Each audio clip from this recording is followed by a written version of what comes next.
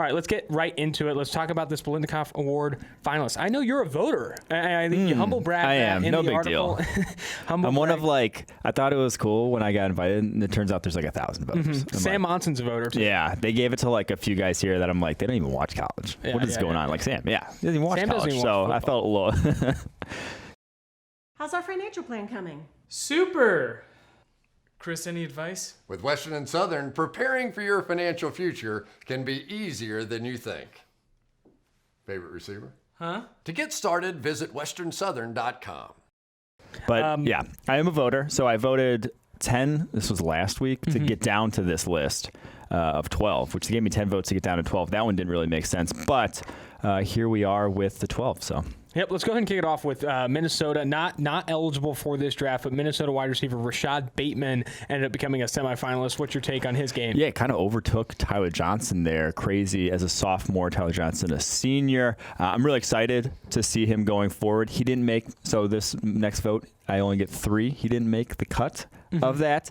He'll have his turn next year, though. I think he'll be fine next year playing with Tanner Morgan there in Minnesota. That's a nice little combo going forward for them. That's another thing, too. We talked about Bateman on last podcast, or not Bateman, Tanner Morgan on last week's podcast, talking about him as a potential quarterback prospect in the making. He's earned high grades this season. You love that production early. Him going into 2020 with Rashad Bateman coming back to school, I think that is a tandem to bank on for sure. Let's go ahead and move forward here right down the list. Omar Bayless, a guy that not a lot of people have probably heard about. Arkansas State wide receiver. I looked at the numbers today. He ranks inside the top 20 in PFF yards per route run. He also has he leads the country in yards also. Oh, he leads the country in yards also, and then also he ranks high in PFF receiving grade. This guy is grading really well at a very small school. When you turn on the tape, what do you see? Yeah, I mean, they just pump him targets. He's bigger. He's a bigger wide receiver at 6'3", 207, kind of, against the competition he's playing against. Physically dominant. I don't love him as a prospect. Still kind of a late round guy for me. This is being his senior year, his only year, his breakout year. Had only 566 yards a season ago. They've just been pumping him targets, so he has almost twice as many targets as he did all of last year. 106 already there for them. But yeah, he went up against Georgia early in the year. He did play some legit competition. Watched some of him in that game. 7 catches, 54 yards, all kind of underneath stuff. I don't love his ability down the football field. Okay, well, someone you do love their ability down the football field, and I know he made your final 3 for the votes. He did. Jamar Chase of LSU, another underclassman like Rashad Bateman. Both of those guys are going to be at the top of the 2021 NFL draft board for receivers. Jamar Chase looks like the best receiver at LSU, and that's above Justin Jefferson in my opinion. He looks very good, specifically down the football field, has legit NFL speed. Yeah, that's the big thing is we've talked about how some of Justin Jefferson's production, a little fake. Over the middle, he's beating zone coverage, wide open on crossers, that sort of thing. You can't really fake outside production. Jamar Chase, pretty much solely an outside wide receiver there in the LSU offense, has had to win down the football field. Look at this past week, 227 yards against Ole Miss, 3 touchdowns. I mean, he just went off in that game. All 8 catches go for first downs or touchdowns for him in that one.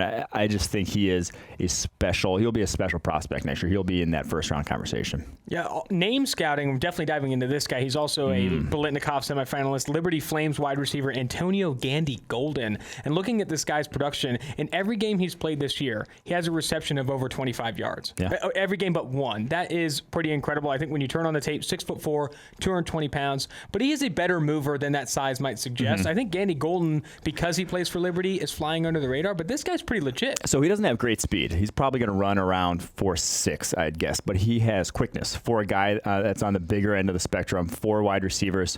I really only played one legit, Power 5 school, I believe, this year at Liberty there because they're just, it's their first year as being an FBS team. Syracuse the only one, but I loved his releases in that game. Still went for over 100 yards, 119 yards in that game. I think he can get off press coverage. I think the Senior Bowl is going to be huge for him. He's a guy who that will be big for his evaluation. Those one-on-one drills against actual cornerbacks, how do you look? Do you have that same? Do you still physically dominant against those guys? That'll be big for him, but I think compared to Omar Bayless, who those two are 1 and 2 right now in terms of receiving yards in college football. Bayless, I don't think is a great prospect. I think Antonia Golden, Gandy Golden, a legit NFL prospect. He actually made our top 100 in the latest PFF draft board, which go check out. I think you said 88. I like how you said legit Power 5 competition because they did go against Rutgers. So yes. that's another team. But again, legit. This past week though, BYU 10 receptions from 18 targets for 168 yards and a touchdown. I think this is tape you need to turn on. If you haven't watched the Liberty yet, I'm sure a lot of people have, but if you haven't, make sure you go turn on the tape and check out Antonia Golden. Let's go to Isaiah Hodgins. This is one of my favorite prospects to bring up because I think the hype around him is significant. There are people who really do like Isaiah Hodgins as an NFL prospect, largely because of the production, the size, but I think the biggest thing you pull away on the tape with Isaiah Hodgins is he doesn't have that quickness, doesn't have that separation ability you covet at the receiver position, and in contested catch situations, you'd like to even see him be better than what he is right now. Yeah, he's just not sudden, and you just have to be sudden to win at the NFL level unless you're either incredibly fast or incredibly large. He's neither of those really. So he's just. The biggest stat to me, the most telling stat for him is he only has 11 broken tackles on 163 career catches. Like he just has not been anything to speak of after the catch. So that to me is the biggest worry. He like another guy who I just think is a lot of his production, and he has good ball skills. Give him that. I don't think he's going to be able to separate the NFL level, which is pretty much a non-starter for us. Moving forward here, Justin Jefferson, LSU wide receiver, not Jamar Chase. We alluded to it a little bit. I'll say this. When I watch Justin Jefferson, I try and watch his targets every week, hoping that his biggest plays aren't on these deep crossers against zone coverage, but every time it is against those holes in the zone. I want to see him beat one-on-one coverage, and you just rarely see it because he plays the slot so often and runs those routes over the middle against zone. It makes it difficult to really evaluate him in one-on-one situations. His production is legit. I do like his ability after the catch for his size, but again, you compare it to a guy like Jamar Chase or Michael Pittman, who plays outside receiver, Rashad Bateman. It's hard to really compare the two because he really has a lot of his production on those crossing routes against zone. That is the biggest thing, and that's why when we did put like 18 guys in the preseason draft guide, I didn't put him in because he was an outside wide receiver last year, and I didn't love his ability to beat man coverage. And this year's moves to the slot, production is great. His ball skills, I love. His ability in contest situations, very good, and very good after the catch, like you alluded to. I think he can be a good slot receiver at the NFL level, but a lot of guys can be good slot receivers at the NFL level. You will need those guys. The guys who can win on the outside are the true difference makers once you get to the league. The true special route runners, and we just haven't seen it with Jefferson. We just don't know. I mean, it's one of those things you just don't know. So over 1,000 yards this year, that's great. That's because he has the most accurate quarterback in the country throwing him the ball over the middle there. Absolutely. Tweeted that out. It's already a rocket ship of a tweet there, man. You just that. really know social media. If we could, after this podcast, we could just get together and just workshop a couple things, maybe over a cup of coffee. I don't know. Justin Jefferson, I will say this. I think it's important when you look at production. I think there's a ton of draft pundits and fans interested in the draft and look immediately to receiving production. Knowing where it comes from is very important. Is it coming from the slot or is it outside? What's his average depth of target? And how often is he seeing one-on-ones? That is very important when you're evaluating a prospect. And a lot of that you can catch on film, the All-22 even. But again, with Justin Jefferson, you see 1,000-plus yards and you start to get gaga. You got to turn on the tape and see what's going on there. Jerry Judy, Alabama. This guy didn't make your top three for the didn't make the top three Biletnikoff Award finalists there, but Jerry Judy's still a very good wide receiver. He's wide receiver number one on the board. Yeah, he's still wide receiver number one on the board. So for the Biletnikoff Award, I feel like my criterion was not solely production-based, not solely talent-based. You have to have the combination of both. And Judy's production this year just has not quite been up there with some of the other receivers in the class, with some of the guys that did end up making my top three. Had a bit of a drop issue, has flared up on him this year. 6 drops on the year on 70 catchable, and obviously not into concerning territory whatsoever, but in terms of on-field play, it does matter. In that LSU game, the one loss this year, 3 drops in that one. So that was not great. And he just hasn't had the same elite level, only 867 yards so far on the season for him. Yards per route is down a little bit from what we saw last year. It's not concerning to me. I mean, that's still very, very good production. So like I said, he didn't make the top 3 just because there's it's a special wide receiver class. You got to be doing something different to make the top 3 in this. I want to go back to Jamar Chase just a little bit here because in the live chat on PFF's live YouTube channel, you got Heath Shaver calling Jamar Chase high-speed Chase. big fan of that nickname. That is fire. Good LSU's stuff. got a good nickname base going there. Heath. Let's go to the guy that's number 1 on your Biletnikoff Award list here. You're voting here. CeeDee Lamb of Oklahoma. The guy is an absolute monster. Great production, great NFL prospect. Like you said, meets both those criterion for you. CeeDee Lamb, very legit. Yeah, so he's leading the country in yards per route right now. Has 18 broken tackles on 44 catches. That is a crazy rate. The difference between him and second place in yards per route is the difference between second place and sixth place in yards per route. So he is way ahead of everyone else in terms of his efficiency numbers this year. 155.9 passer rating when targeted. The stats, you can go on and on and on. He has been dominant on the football field. Unfortunate they didn't get to play this past week against Baylor. Would have liked to have seen him play all, you want a guy to play every single game if he's going to win that award at the end of the year. But this guy, my number 1 still, if he comes back and produces down the stretch, he'll be, I hope, the winner of this award. He's just been that good and is the 6th overall player on PFF's draft board. Let's go to number 2 on your Biletnikoff Award votes here. Michael Pittman Jr. of USC, 6'4", 220 pounds, but does not move like that. He's very quick, very sudden, as opposed to some of the other bigger receivers in this class, and he can create separation, has sure hands, only 2 drops on the year, some of the surest hands in college football, and also great in contested catch situations, great ball plays, ball tracking is what I'm looking for. There you go. Yeah, ball something there. Michael Pittman, though, playing and having an outstanding year in a deep USC receiving core. Man, I'm messing up here. Michael Pittman just throw Jr. it to me. Just let me talk. Michael All right, let's go. Pittman Jr. Michael Pittman Jr., the 2 drops, and one of them was this past week against Cal where it was like, we called it a drop because, yes, it did hit both of his hands, but it was a guy who was hanging all over him. Realistically, he probably shouldn't have even got to the ball in the first place. It was a good play to get there, but back-to-back weeks now with 10-plus catches, 140-plus yards. He is just so good on that intermediate route tree, and then in those downfield situations, his body control and his hands, about as good as it gets in the country. So it's 6'4", 220.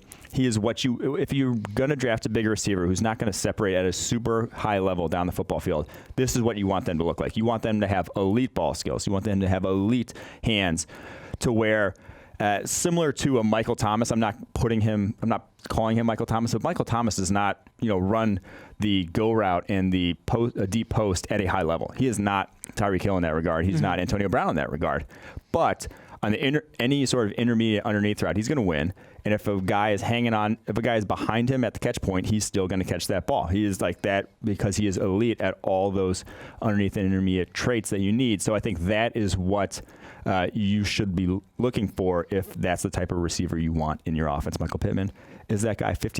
53 on our big board right now, probably still moving up with his performance this year. Riser. Let's go to James Pro Shea of SMU. That's another receiver that's had great production for SMU. In addition to Reggie Robertson, he's definitely a very crafty receiver, good route runner. Talk to me about him. Yeah, we've talked about him a bunch, I think, on this one, on this podcast about he was a microbrew, I think, early on in the year. We've highlighted him on Raise the Glass segment a handful of times. Just incredibly productive. And I keep going back to the way he attacks the football. For a 5'11", 190-pound guy, he puts his body on the line, going over the middle of the football field.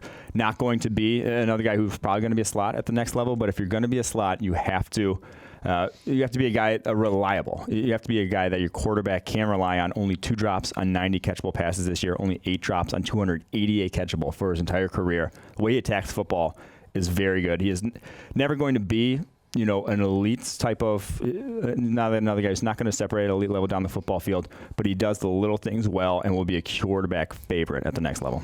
There you go. That's a good thing, too. With slot receivers, I think it's important to bring up, you need to be sure-handed, and that includes both in open situations and in contested catches. I want you to be able to catch the ball in traffic, because a lot of times in the slot, maybe you're not going up against one-on-one situations, but you are a lot of the times in traffic, catching balls through contact. Pro Shea does a great job of that. Let's bring up an absolute burner here. Alabama receiver Devante Smith. This guy is an absolute lightning bolt at the release point. I really do like his release. He's great on the deep routes. I do like Devante Smith. This is a guy that I think could be very good in the NFL and is not getting enough hype, in my opinion. Yeah, coming into the year, I was like, I didn't really see it. A lot of he was kind of everyone's like, oh, this Alabama wide receiver core 3 first-rounders. And I was like, Devante Smith, I can get on board with Ruggs and Judy. Devante Smith, I just didn't see whatsoever. I was just like, I don't think so. He looks like he's 160 pounds out there. He's skinny as can be, really straight line sort of player, sort of wide receiver. But I think this year has really impressed me with his after the catch ability. It has really impressed me with his ability at the catch point as well. I think a lot of speed wide receivers in the NFL, a lot of things that separates the good deep threats from the just fast guys who can't play a lick of football is the way they track the football down the field, the way they attack it. He attacks it the right way. He has had multiple times down the football field where he has, made contested catches over cornerbacks. We saw what he did to Derrick Stingley in that LSU game. He's definitely sort of changed my opinion on him fairly drastically over the course of this year. Made our top 100. I'm still not on board with him as a complete wide receiver by any means. He is basically screen or deep ball sort of guy at this point for Alabama. But it's a good start. I mean, if you're going to win down the football field, and that's where Smith's winning. And screen or deep ball, it's largely because his route running still lacks polish. Yeah. I still think he can improve as a route runner. And I think that's why you see 215 yards, 274 yards, and then games of 26, 18. You see the inconsistency because it's big play or nothing. Yep, and I think that speaks to him not being a complete receiver yet. Maybe he returns to school. I think there is enough hype around him that he might declare for the 2020 NFL Draft. But if he returns to school and is the clear-cut number one at Alabama, I think there's opportunity for him to even raise his draft stock further. Yeah, we'll touch on that when we talk about Henry Ruggs in a little bit later. Okay. Well, a little teaser then. Yeah. We'll do a little teaser. Let's go to last guy on the Biletnikoff semifinalist list, Sage Surratt of Wake Forest. He did injure his shoulder. He won't be in for the rest of the year. I think that's a big reason why you're not voting him in. Exactly. But injury aside, talk to me about Surratt as a prospect. Yeah, Surratt was healthy, and he played this past week against Clemson and maybe showed out. We could have talked. Surratt, we could have put you in the top 3. It would have been tough for him to show out with how Jamar bad Chase. Jamie Newman is. But well, I mean, it would have helped. That would have definitely helped because Jamie Newman didn't have much of a chance, and another guy we'll touch on a little later here. But yeah, Surratt, another guy who very much flown up draft boards this year with his performance. Still, even though he missed the Clemson game, still has the most contested catches in the country this year. I think he's gone 18 of 30, which is a really, really, really good rate as well. Physical, not fast. He might run the 4.7s. Like he's very not fast.